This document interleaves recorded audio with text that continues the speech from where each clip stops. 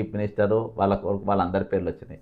ఇక కాళేశ్వరంలో అవుట్లే project river 1,25,000 అని నేను పెట్టినా, వాళ్ళు 1,10,000 అని పెట్టినారు. సరే, ఇందులో ప్రతిమా కన్స్ట్రక్షన్స్ ఉంది, కె నరసింహారెడ్డి ఉంది, పిల్ బ్యారేజెస్, తొమ్మిడిహట్టి, మేడిగడ్డ, కాళేశ్వరం, కన్నెపల్లి, కంతనపల్లి బ్యారేజ్, మల్లన సాగర్లో 50 టీఎంసీ మెయిల్ ప్రతిమ కేఎన్ఆర్ చేసిండ్రు. 3rd TMC package 1 to 4 1 to 4 ఎవరు చేసిందంటే 1 to 4 1 to contractor mail packages 7,000 కోట్లు ఇన్నే చేసిండ్రు. మళ్ళీ ఇందులో ప్రతిమ 3,500 కోట్లు, కేఎన్ఆర్ 3,650 కోట్లు, కేఎన్ఆర్ మళ్ళీ ఇంకో 4వ ప్యాకేజ్ వాళ్ళే. పాలమూరు రంగారెడ్డి లిఫ్ట్ ఇరిగేషన్స్కి 35,000 కోట్లు. Harsha constructions partners Harshavardhan Reddy, Sai Abhishek, Chetty Muralidhar Rao, ENC ఎవరైతే ఇప్పుడు ముందు ఆయన పేరు అయిందో ఆయన పేరు బిల్ల గోపాల్ రెడ్డి అని వస్తాడు. ఇలా బిల్ల గోపాల్ రెడ్డి, వీళ్ళ లింక్స్ ఎట్లెట్లున్నాయని వచ్చిండ్రు. CB construction Sudhakar Rao MLC Husnabad, KNR Narasimha Reddy, VS constructions Satyamurthy Warangal ఆయన, SNLC PR T Pentaiah one of the ఏ విధంగా పనిచేసింది. సీతారాములు ప్రాజెక్టు కూడా ఇచ్చిన ఇలా.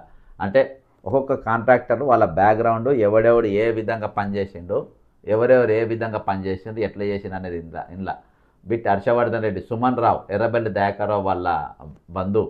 ఇక్కడ అరూరి రమేష్ అనేటోడు కూడా చేసిండు కొంచెం వర్క్. సీతారాం కల్వకుంట్ల చంద్రశేఖర మ్యాచ్ ఇదంతా ఇక అర్త్ వర్కులు ఇదంతా కంప్లీట్గా. ఇక 6 ఈఎన్సీ పోస్టులు. ఒకళ్ళు ఇదివరకు ఒకళ్ళు ఇద్దరే ఉండే అని చెప్పిన, ఇక 6 పేర్లు 6 ఒక కథలు వీళ్ళంతా.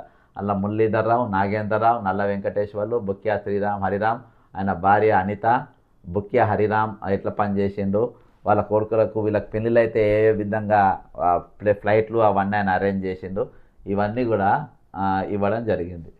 సరే ఇవన్నీ కూడా అసలు నేను మామూలు కామన్ మ్యాన్గా, కామన్ కార్యకర్తగా ఇన్ని పేజీలు చేసి మళ్ళీ అటాచ్మెంట్స్ ఇందాక నేను నా ప్రెస్ మీట్లో చూసినా కదా, అక్కడ చూపించిన కదా, అవన్నీ కూడా ఇవ్వడం జరిగింది. సరే, ఏది ఏమైనప్పటికీ ఇది అనుకున్న తీర్లో నేను ఎంక్వైరీ అయిందని అనుకుంటలేను. యాక్చువల్గా ఇది తెలంగాణ విజిలెన్స్కి సరిపోయేది. ఇందులో కొత్తకోట శ్రీనివాసరెడ్డి గారిని వేస్తే బ్రహ్మాండంగా ఉంటుంది. రేవంత్ రెడ్డి గారు ఆయన క్రికెట్ టికెట్లు ఇస్తారేనని చెప్పి, ఉప్పల్లో జరిగే స్టేడియంలో క్రికెట్ టికెట్లు ఇస్తారేనని చెప్పి అక్కడ సన్ రైజర్స్ వంతో కంప్లైంట్ పెట్టిపించి, దాని మీద శ్రీనివాసరెడ్డి అయితే నాకు టికెట్లు ఇవ్వనోడు ఎవడెవడో వాళ్ళందరినీ పట్టుకొని వస్తాడంటే ఆయన అనుకున్నట్టే ఆయన ఇన్ఛార్జ్ చేస్తే అలా ఉన్నోళ్ళు మొత్తం అందరినీ పట్టుకొని వచ్చిండ్రు. మొత్తానికి ఆ కేసు సక్సెస్ఫుల్గా చేసిండ్రు. అదే కేసు నేను కామన్గా ఎన్ని అంటే జస్టిస్ పినాకిని ఘోష్